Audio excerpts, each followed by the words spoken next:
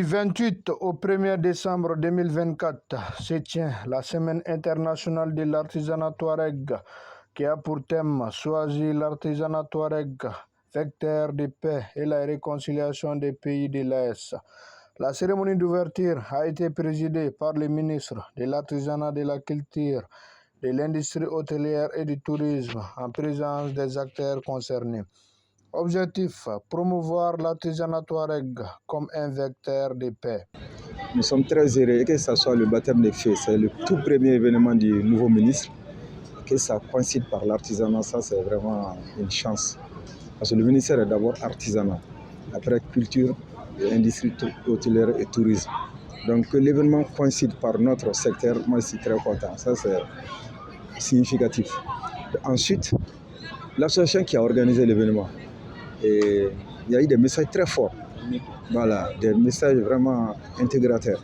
Donc, nous encourageons l'association, surtout son président, le jeune Mohamed, et exhorter tous les artisans, surtout les regroupements des artisans à faire la même chose. Donc, nous sommes très contents et nous encourageons les promoteurs, sinon les organisateurs, à faire mieux et que Dieu leur donne la chance qu'on puisse voir la deuxième édition. L'objectif vraiment est recherché, c'est vraiment, comme je dis, c'est vraiment aussi créer l'économie locale, vraiment avoir l'impact sur l'économie locale. Vraiment, c'est ça une des produits phares. Et montrer aussi le monde entier le savoir-faire de ces artisans-là, cette ingéniosité-là, ces gens-là qui sont très ingénieux sans aller à l'école. On a une ingéniosité, on a des produits qui parlent de notre culture, qui parlent de nous. Mes impressions, ils sont excellentes. J'ai un public très chaleureux qui a une tâche très particulière pour notre culture et notre art.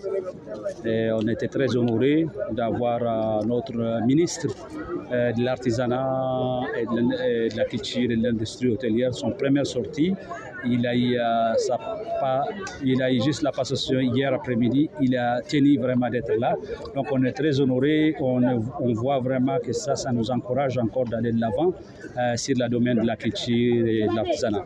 C'est dans cette dynamique que l'association Timida, créée en 1997, regroupant plus de 150 artisans de différentes ethnies et de corps de métiers dont l'objectif est sauvegarder les arts traditionnels touareg et l'artisanat. De vivre ensemble, le Mali arc-en-ciel, je voudrais vous transmettre,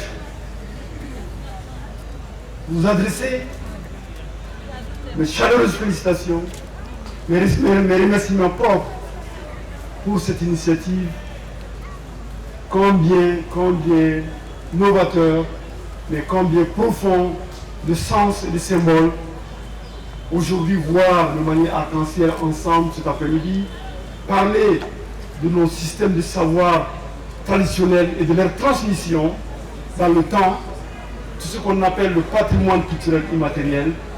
Aujourd'hui, nous sommes dans les Mandés, aujourd'hui, nous sommes à Ouagadougou, les gardiens du temple sont là. Aujourd'hui, nous sommes dans le Mali, un et indivisible.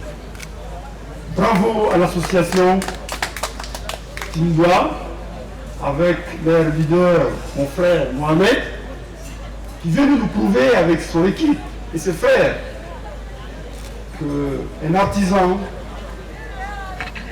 c'est des magiciens. Comme dans le passé, leur façon transforme tout ce qui touche à notre âme. Je pense qu'aujourd'hui, ce savoir-faire célèbre l'imaginaire, la créativité et le talent de nos artistes. C'est un bonheur pour le ministre que je suis d'écouter tout ce que j'ai écouté. Les sketchs qui parlent de diversité culturelle étaient tout simplement magnifiques. Bravo et merci. Merci pour le Mali. Je voudrais terminer en vous transmettant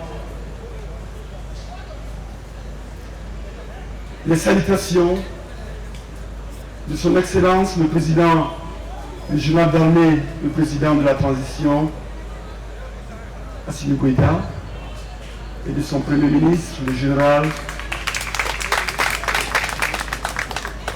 je voudrais transmettre les salutations et conformément à la vision des plus hautes autorités, de faire de la culture le pilier pour bâtir le Mali que nous voulons. Les vivre ensemble en mettant en avant les valeurs de partage et de solidarité.